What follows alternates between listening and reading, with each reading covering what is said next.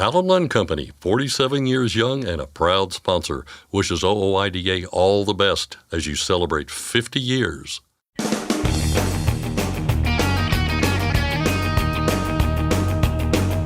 OOIDA, representing America's truckers since 1973, presents Landline Now with your host, Mark Redding.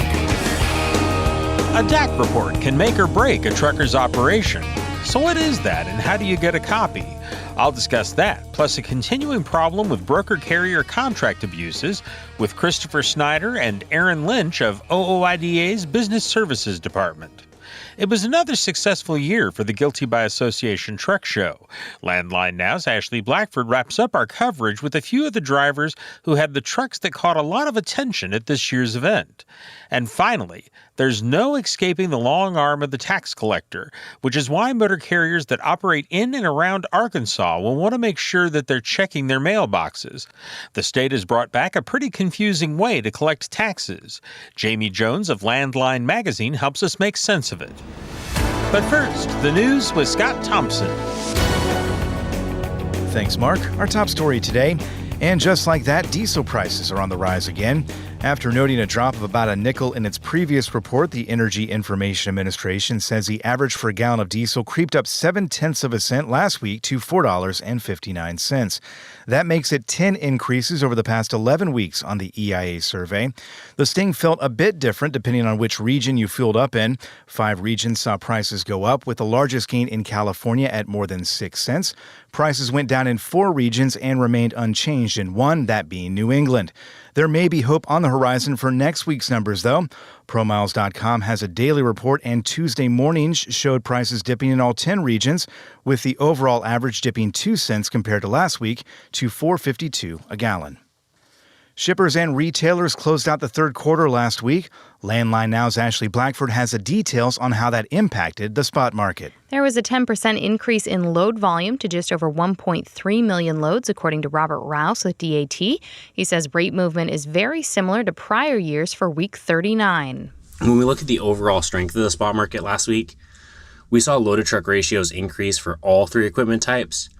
When we look at vans in particular, spot market load posts increased by 14% week over week as shippers really cleared their docks with end of the month and end of the quarter freight.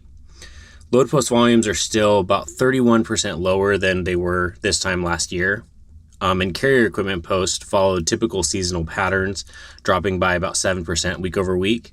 And that resulted in last week's dry van load to truck ratio jumping by 22% up to 3.07. That's only the 5th time the load-to-truck ratio has been over 3 this entire year. Rouse says national benchmark broker-to-carrier spot rates without fuel increased for all 3 equipment types. He says even though spot rates are up, DAT believes this is driven by end-of-month and quarter shipping volume gains. For Landline Now, I'm Ashley Blackford. Thanks, Ashley. Estes Express Lines was a victim of a recent cyber attack. In a Facebook post, the carrier said it started experiencing an IT infrastructure outage on Monday. By Tuesday, it had confirmed this was a result of a cyber attack. Estes didn't provide additional details about what happened, but did note that deliveries and pickups continue. When we hear updates, we'll have them for you right here on Landline Now. We have another incident involving a cruise robo-taxi in San Francisco to tell you about. The NBC Bay Area news station reports that a woman crossing a busy stretch of roadway downtown suffered serious injuries Monday night after a hit-and-run driver struck her, then threw her into the path of a driverless cruise car, which then ran her over. Emergency responders found the woman pinned underneath the rear axle of the cruise vehicle. Cruise tells the NBC Bay Area Investigative Unit it is turning over video of the accident to the San Francisco Police Department, which is now investigating the crash. It's the latest in a string of incidents involving robo-taxis in San Francisco. In August, the California DMV launched a probe into Cruise's safety record, the result of what the agency called, quote, recent concerning incidents.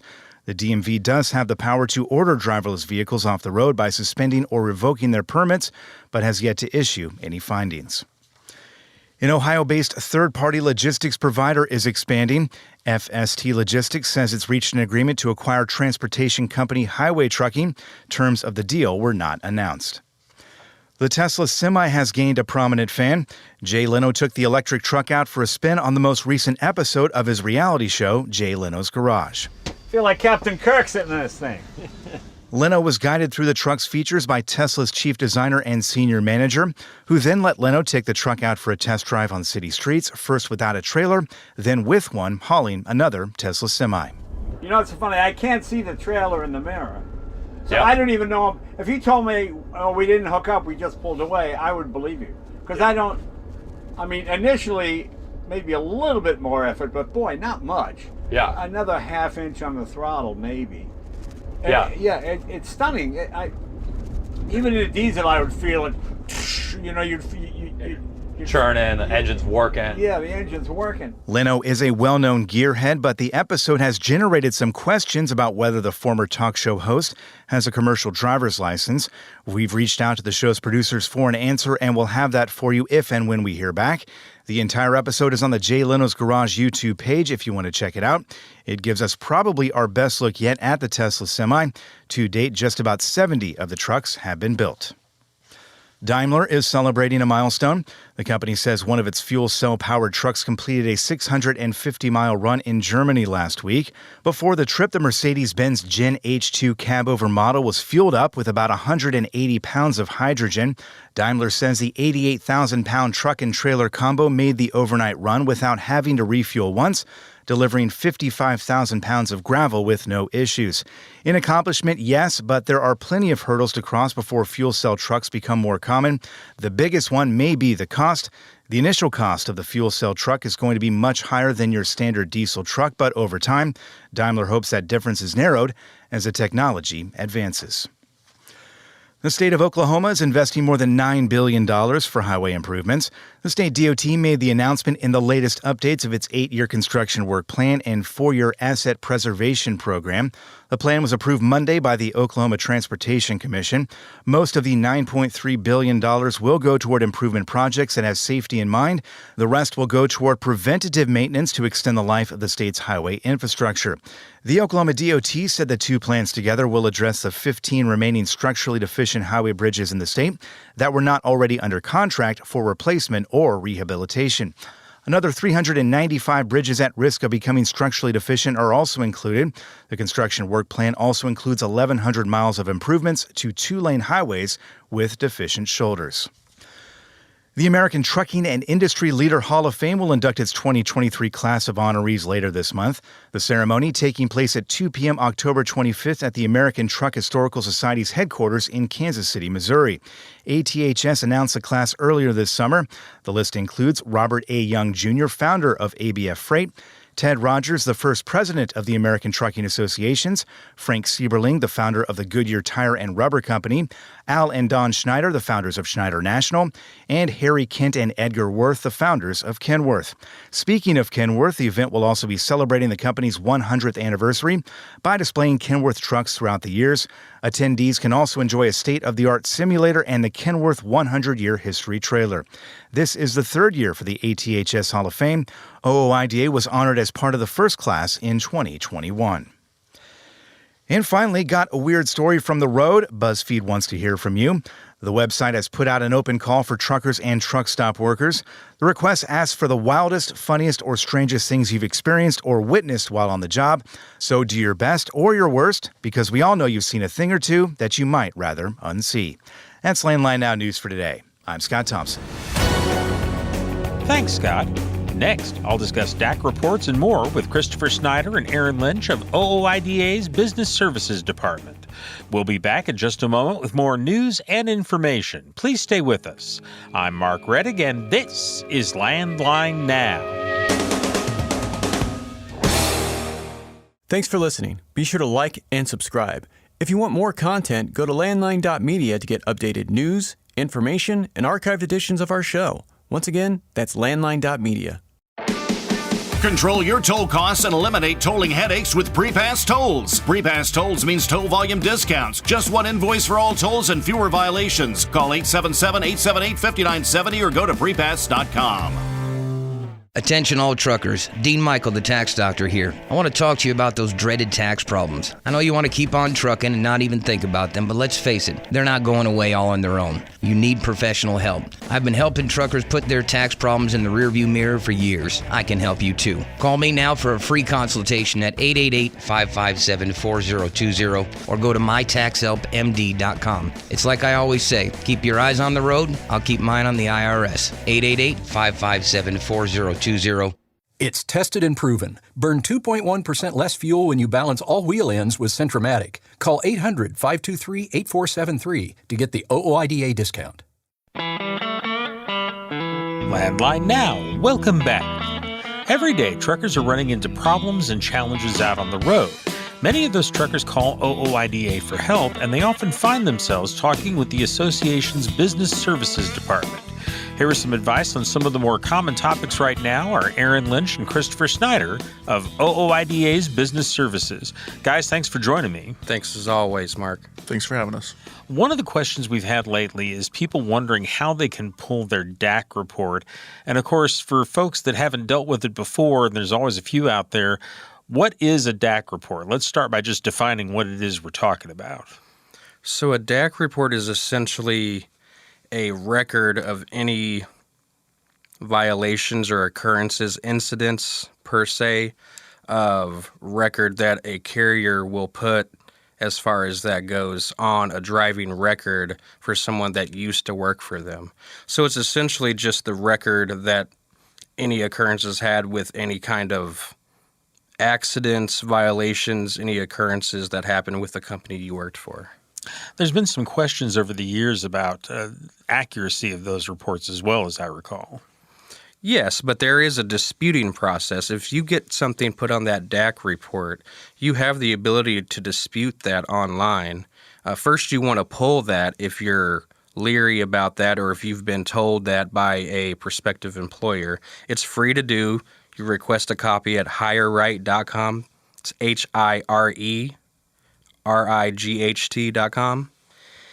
It's free to see what's on there. If you find something on there that you have a disagreement with, you reach out to HireRight and you dispute that online. You can always reach out to the carrier as well to see what transpired. How do you go about requesting that report?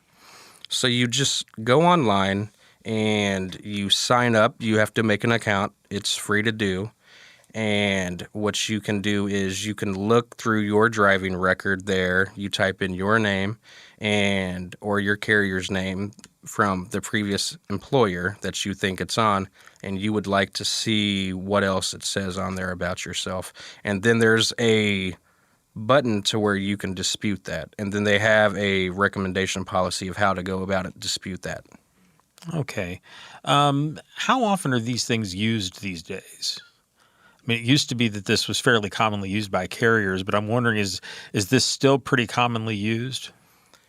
I would say it's more fairly common nowadays. A lot of your bigger carriers are going to use this more so than, someone with 20 trucks or less. Some small carriers will utilize that, but it's important to keep in mind that it's not essential for a carrier to check your DAC report. It's only essential when they're trying to hire you and going through that process to pull your motor vehicle record. A lot of people are under the misconception that, they pull my DAC too. That's not the case. Some will, but it's optional. A lot of them don't. Yeah, this is essentially a private company offering this service. This isn't like the MVR that's a government record. Correct. This is just a third-party service that's being provided here. So a pretty big distinction is an MVR is going to list anything that is a ticket that you've received. A DAC report is going to be a company putting information out there about you to the public, whereas a PSP report is violations that you've received under a company. So all three have their place. The DAC report is going to be used by the more thorough carriers who want to see every aspect of a driver, whereas the MVR, being the only thing required, is what most companies will pull. Perhaps they pull your MVR, see that you have some poor history, and then they go to the DAC report and get the report from previous carriers. Okay. Well, let's go on here to another topic, and this is one that's we've talked about quite a bit, but I think it bears repeating and going back to, which is broker carrier contract abuses. What is the latest on this? What's been happening? Oh, all sorts of things. I mean, the biggest issue with these broker carrier agreements is these carriers, they feel forced into signing them, and in most cases without even reading them. And there's all sorts of nasty stuff in these contracts, or can be in these contracts. You want to, as a carrier, do your due diligence. Before you ever sign this thing, you want to read it and see, are there any late fees? Are there any exceptions to their late fees? Is there layover or detention mentioned? These are things that we commonly see carriers getting stuck on. They'll take a load, they'll get almost there, and something will happen. They'll say, "Hey broker, I'm having an issue. I'm going to be about an hour or 2 hours late." Broker's like, "Yeah, you're good, no problem. Just get there when you can and let us know." The carrier gets there. Next thing you know, they're being charged $500 for a late fee. They're like, "Wait, the broker said it was okay, that they understood. I was going to be late. I let them know." And suddenly they're like, "But then they just charged me anyways." All it comes down to is what's in that contract. It doesn't matter what that broker says. If that contract says they can charge you $500, they can charge you $500, and you signed it. So you have to be wary, and you have to understand that broker, they're going to say whatever they have to, but that contract rules supreme. Well, you say to do your due diligence, to read these contracts, but if you read it and you see something in there, what recourse do you have? Well, you can always suggest an edit. The brokers may or may not go along with your edit, but dodging a bullet of $500 for a late fee is a lot better. It's you have to read it. If you don't read it, you can't know what's in there. If the broker's not willing to work with you and say, "Yeah, you're right, let's add this," then are they really worth working with? Yeah. What can you do if you're already in that situation? If you've already if you discover that they have a policy on claims or late fees or any of these things? You mean like you've accepted the load and then nothing's happened yet, but you figure out, "Oh gosh, if I am late, this is going to happen." I don't know that there's a lot you can do except for try to discuss with the broker and come to an agreement. But again, you have to read these beforehand, because afterwards, once you have that signature there, that's the rule. If you take them to court and the judge sees, "Oh, I have a signed contract, they agreed to this," you're pretty much stuck on that. Okay. Another thing we're running into with brokers is double brokered loads. And I think the first thing we have to do is kind of spell out the difference, because double brokered doesn't always mean what people think it does. There's also co-brokered. Can you guys explain the difference between those two terms? So double brokering a load is a shipper will give a broker a load to post onto a load board and to get rid of for them. That broker will go ahead and broker it to a carrier. If that carrier decides they don't want it anymore, they will broker that load to another carrier. That essentially is what double brokering is, a carrier-to-carrier broker. If they have no MC brokerage authority, that's a double brokered load. Co-brokering, the biggest difference is that load can be passed around 9 different ways from Sunday if it wants to, right? Yeah, one broker can broker it to another broker, can broker it to another broker. And that's essentially what co-brokering is, and that's perfectly fine. There's nothing frowned upon about that, except everyone's going to take a little bit of that pie before you actually get it. So that original rate is going to be shoved down a little bit, right? And so I would say, what can you do about that, right? Make sure you're checking on Safer, or if you have a factoring service, make sure they're vetting these people. You want to make sure that these brokers have been in business for a while. You want to make sure that they're actually a broker and not a carrier, because you don't have a whole lot of recourse if you get a load and something goes sideways with that load if you got it from a carrier, because a lot of times these carriers disappear.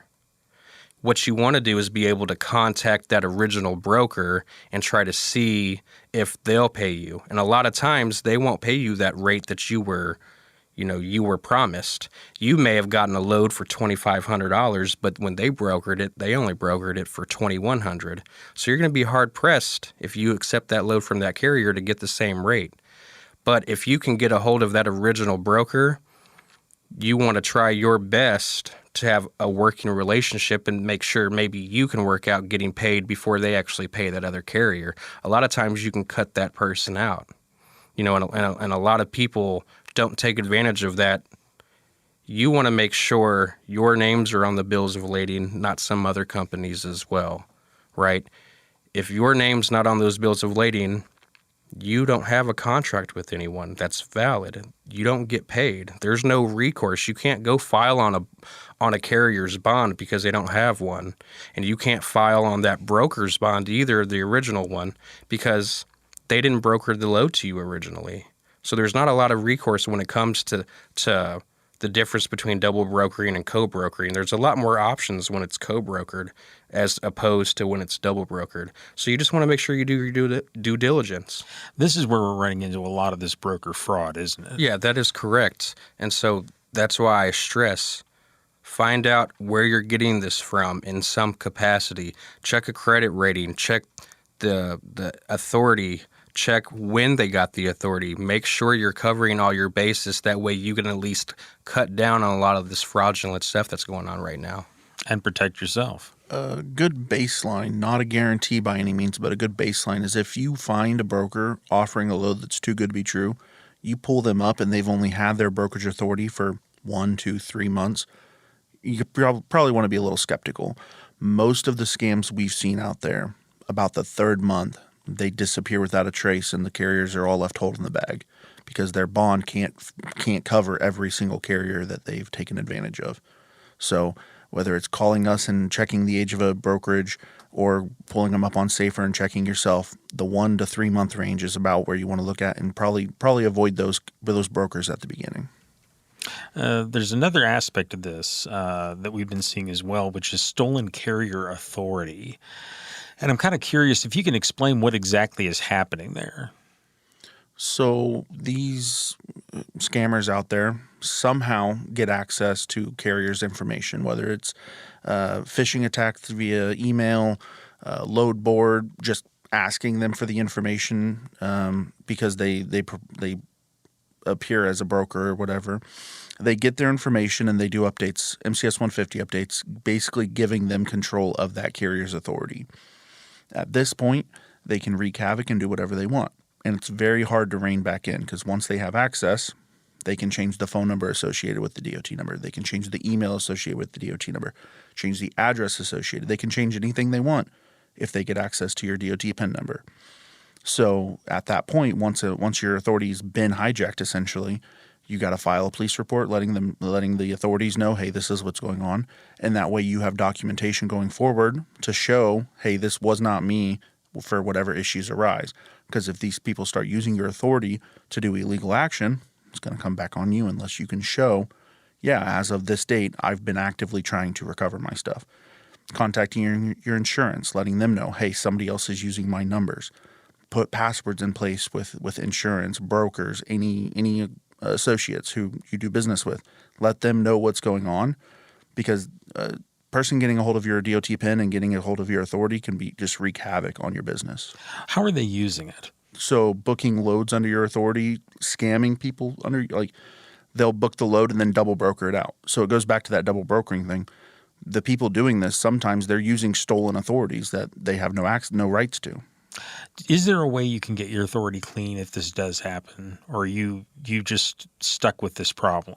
Working closely with FMCSA, you might be able to recover it and get back to full standing, but it can be very difficult. It's a very hard thing to come back from. Well, guys, it's all excellent information, but we've run out of time here. I want to thank you both very much for all the help. Yeah, absolutely. Thank you, Mark, as always. I've been talking with Aaron Lynch and Christopher Snyder of OOIDA's Business Services Department. And folks, if you do have a question about these matters or anything else related to it, call Business Services at 816-229-5791. Landline Now will be back in a moment. Firestone tires are for more of everything. more miles for every tire dollar, and more confidence in your fleet. At Firestone, we help fleets save with dependable value. Find your local Firestone dealer today at firestonetire.com/dealer. Ready to make more money? Use a better load board. For a limited time, get 50% off Truckstop Load Board Pro.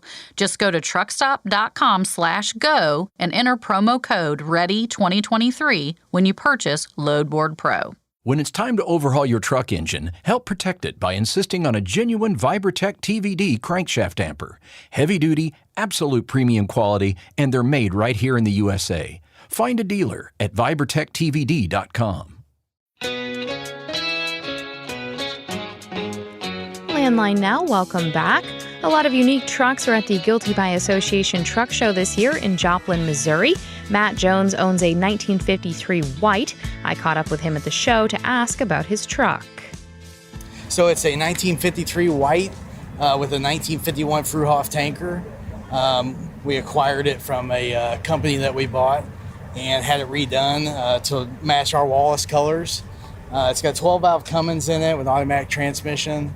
We take it to a lot of shows and things like this and just, show it off to the community and just everybody enjoys it. So we're really proud of it. It certainly stands out, and I assume you notice that by the amount of people who come and check it out? Yeah, definitely.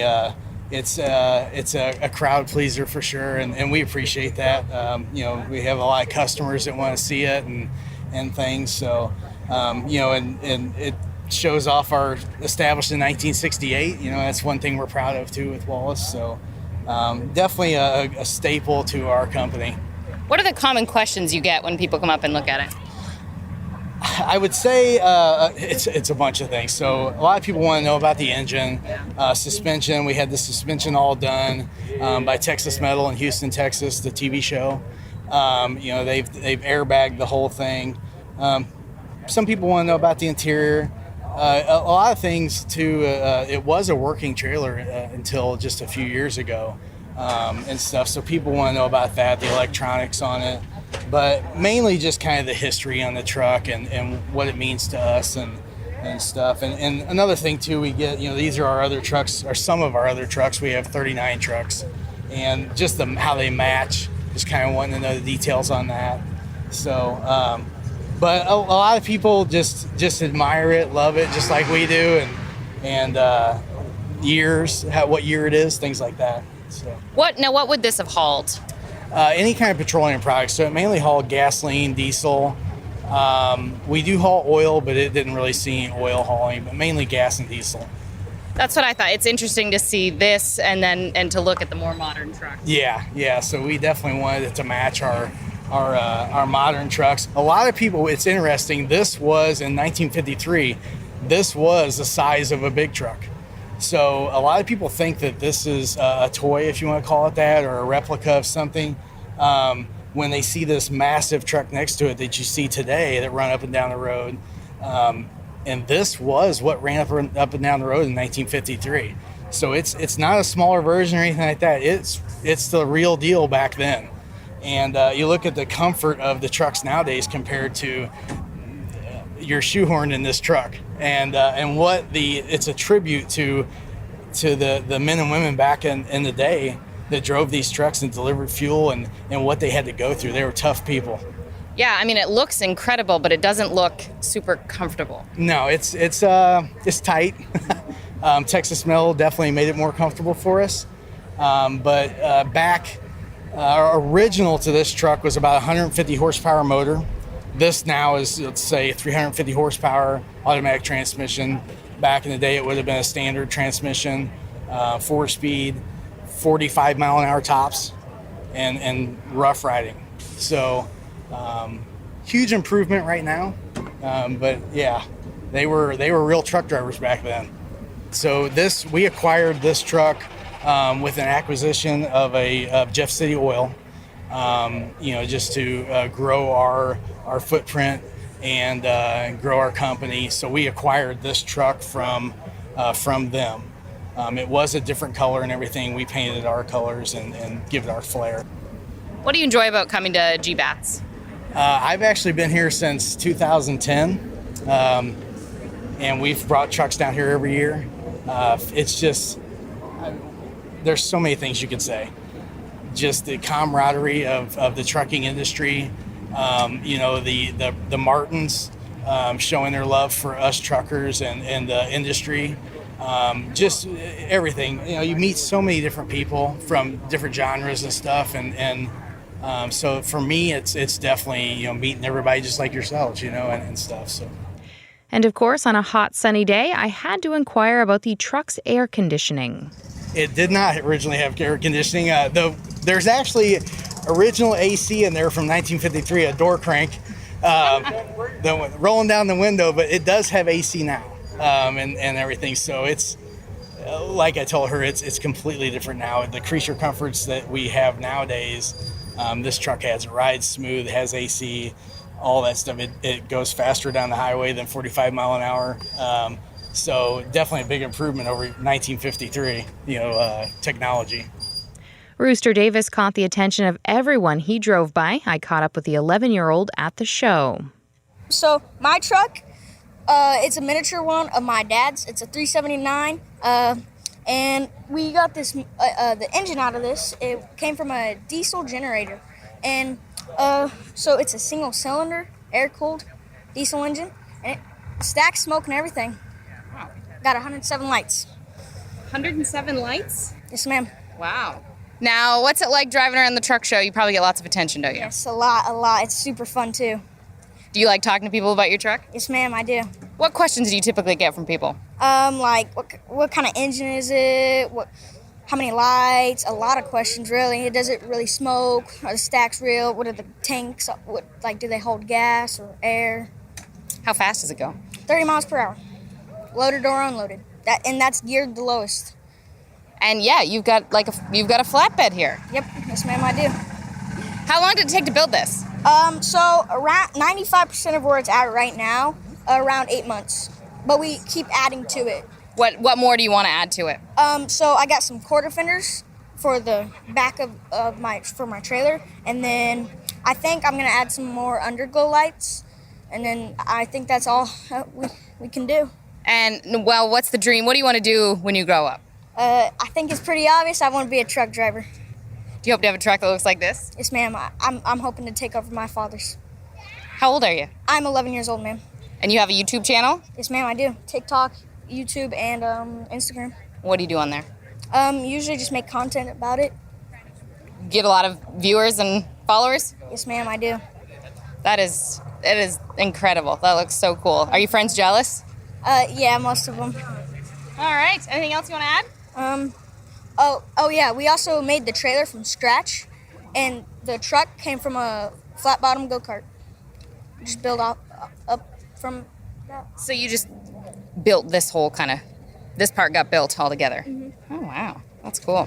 Where does Rooster come from? I got a nickname from that a few years back when we were running with some friends, and we were hauling some military things, and I would talk on the stereo CB a lot, and some of my friends, they were like, you talk a lot like a rooster, crows a lot, so it just stuck. Now that's my nickname. One of the trucks showcased some hidden gems. Heather Ainsworth took me on a tour of the truck while at the show. Okay, so on disorderly conduct, whenever it was originally built, I think it took anywhere from 15 to 17 years, in progress. So there's not one part of this truck that you can look at that doesn't have some sort of detail on it. And about a year ago, we were headed to Florida. The owner, Josh Spurge of East Texas Truck Center, decided to add one cool feature, which is obviously a fan favorite, and it's our fish. So yeah, they like to travel with us. They swim up. They like people a lot. So yeah, our truck is definitely one that, as you walk through it the first time, it's a lot to soak in. Your brain is just like, oh my gosh, there's absolutely so much detail. And the second time you walk through it, you're like, oh wow, look at this. So, I don't know if you've taken time to just walk through just every nut, bolt. Everything has some sort of detail on it. Yeah, I mean, everywhere you look, I'm sure you could look at this truck 20 times and probably see something new about it. Does it get hot for them? It can get hot. So what we have done, and a lot of people ask that, they're like, how do you guys keep the water from getting hot? So we actually have a chiller that is hooked up to this. So, and then throughout the day, I check the temperature. I know the temperature that the water needs to be. I mean, we add ice if needed. But, we like to keep the tropical fish. They can endure a little bit hotter temperatures of water. We're from Texas, so you know about that. But, so we just kind of keep up with the maintenance on it to make sure these guys don't get hot. And how do you feed them? We take the cap off. Okay, so it goes off. Okay. So we have their oxygen in there. We have their air. They pretty much have it made. I mean, yeah, they probably have more miles on them than most people. And, we don't actually drive with them in there. So many people, I get tickled every time just because they're like, how do you guys, I'm like, they actually don't. No. They can ride in the passenger seat, but they don't stay there. Okay. Because this is just a show truck, right? Yes, ma'am. It's strictly a show truck. Okay. All right. So they're not going down the road in this? No, ma'am. Okay. No, ma'am. They don't. Okay. All right. But I'm sure a lot of people ask that question. Yes. We've been doing this a little over a year, and our, spectators get very disappointed when we show up at a truck show and the fish are not in there. So we normally pack them up and bring them with us. Wayne Gray was at GBATS to show off his truck, which was customized by 4 states. The main thing we came down here for was the sleeper. And they put me all the accommodations that I need in there. Refrigerator, microwave, little S-bar heater to stay warm when it's cold. Got a television to watch when I'm eating my supper. That was how it started, and it just kind of grew from there a little bit. But she is still a work truck, so... Talk to me about, of course, a radio show, so we've got listeners, but describe what your truck looks like. Well, it's definitely yellow. That is for sure. That's what everybody says. But I don't know. It's a short hood. It's not a long hood, and that's what we wanted. We go to farms. We deliver feed and grain, and we do everything by the weight. So we didn't want to get a big, long stretch. I'm nothing against that, but what we do is try to keep the weight as low as we can so we can get more product on. And like I say, we go right to people's farms to deliver, and just want to make it as accommodating as we can to get in and out, so if conditions are tight or whatever. And you said this is your first GBATS? Yes, it is. First one. This is the first time we've had anything like this. Like I said, we had bought this truck we've had it for 3 years now, and we bought it in Houston, Texas, and the inside wasn't exactly the way we wanted it, set up with a table and, the amenities, refrigerator and such.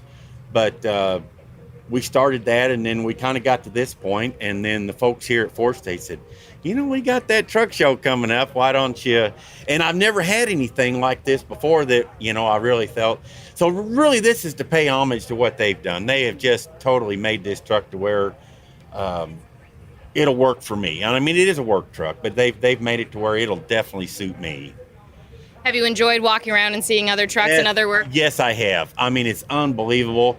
Sometimes you see stuff and you're like, wow, how did they think of that? It's incredible, and I'm not necessarily a creative person, but you see there's a lot of creative juices flowing out here because there's so many people that have got ideas that you're like, I would have never thought of that, and it's nice to see that, and one thing I've enjoyed, everybody, you look at somebody's truck and say, that's pretty nice, and everybody's so willing to visit and talk, and, kind of nice just to take a break and just enjoy the camaraderie with everyone. So, for Landline Now, I'm Ashley Blackford. Stay tuned for more after this.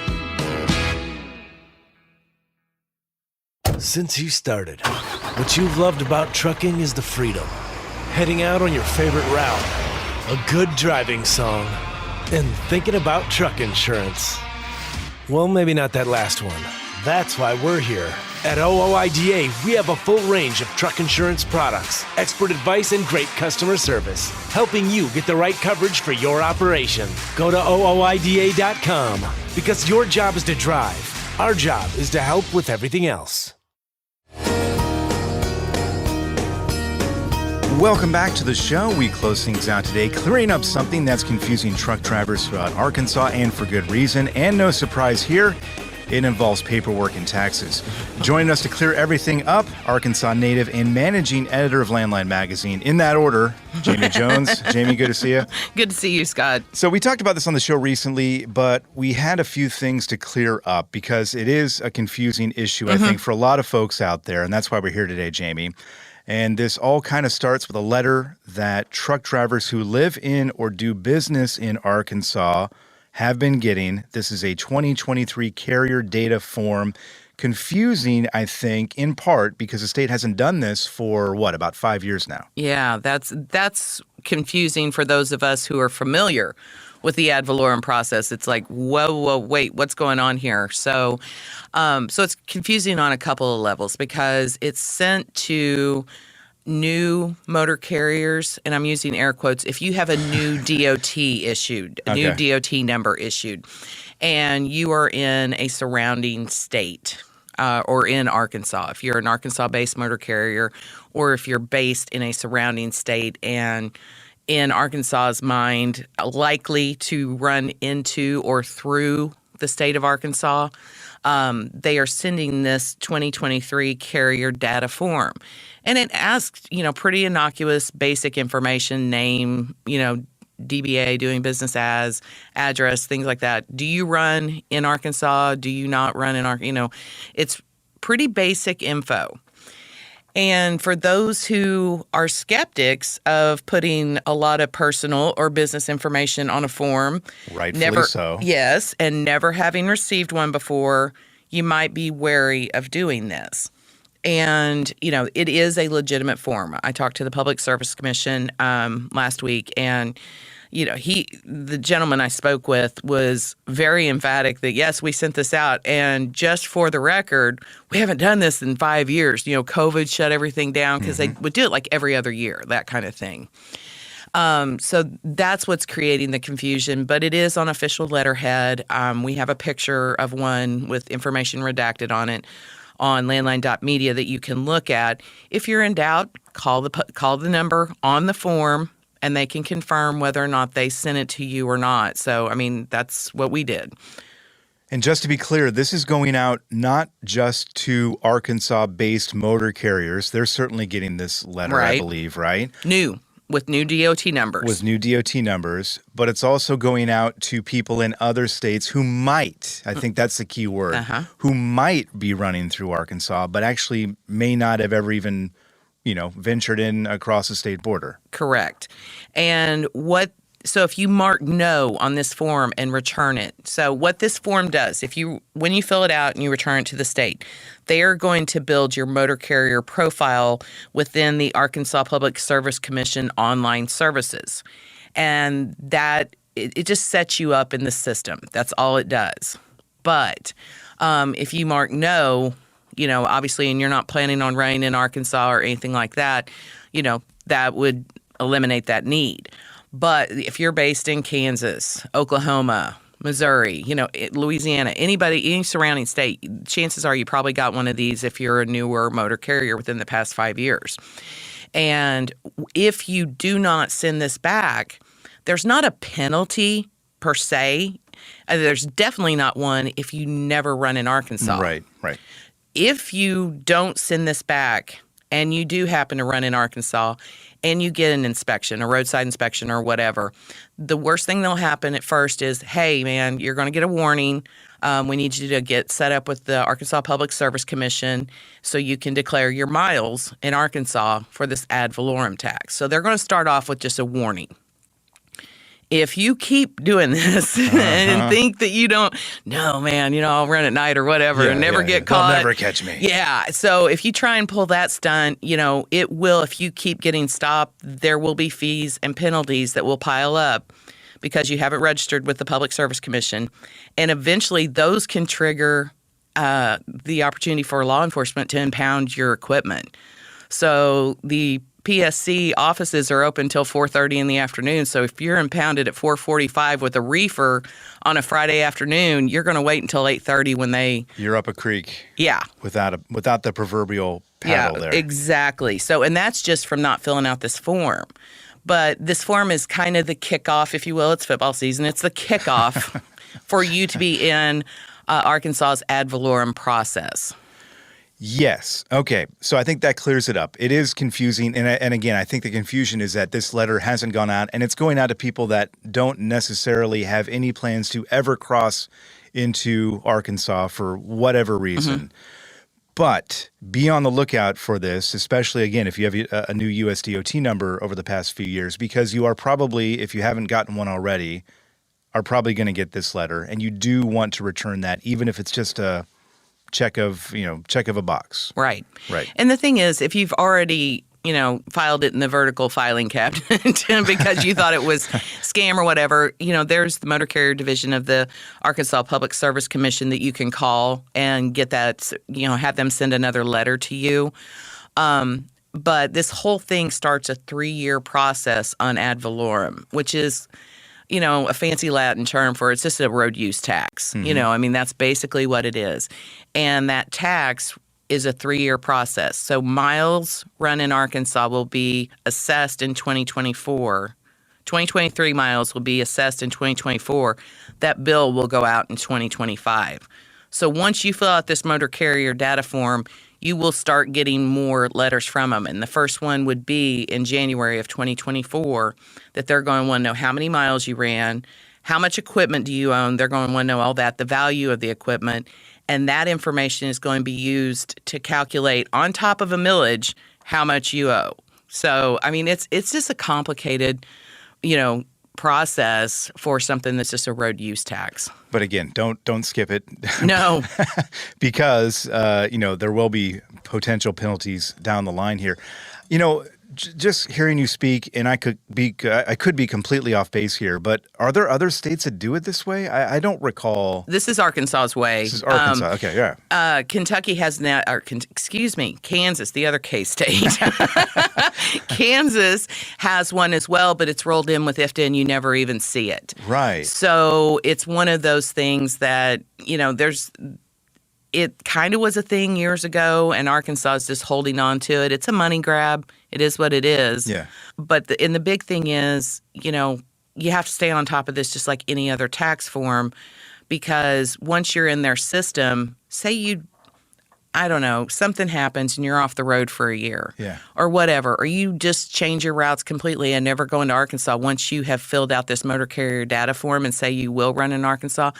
If you don't send that annual motor carrier report back in January for your assessment, you'll get a $500 bill in the mail the next year. They're going to go fishing for money, and then you have to go through the protest process and go, no, I didn't run or whatever. And nobody wants to go through Nobody. all that. And so they will have ways at every step, including this data carrier form, that's just information that if you try and circumvent it, eventually they're going to catch up with you, and it will be costly. You mentioned the new USDOT numbers. For those that had an existing DOT number before 2018, do you know, does the process look any different? I assume they're getting letters as well, or are they already in the system? No, they told me specifically they're targeting new DOT numbers on this round of letters. But what'll happen is if you have an existing DOT number and you do run in Arkansas and you haven't previously filed with the Public Service Commission, that roadside enforcement is what's going to get you triggered to get in the system. There's no escaping the long arm of the tax man. Collectors. Yeah, exactly. We're thinking the exact same thing there. There it is. If anyone wants to go back and check out this information, Jami mentioned it there. This is all on landline.media, the website. Jami, we appreciate you stopping by, clearing up some of the confusion for us. Hey, not a problem, Scott. And thanks to you for listening. That's our time for today. But get the latest updates on the trucking industry on that website, landline.media. You can also catch us again right here on Landline Now tomorrow. We hope to see you then.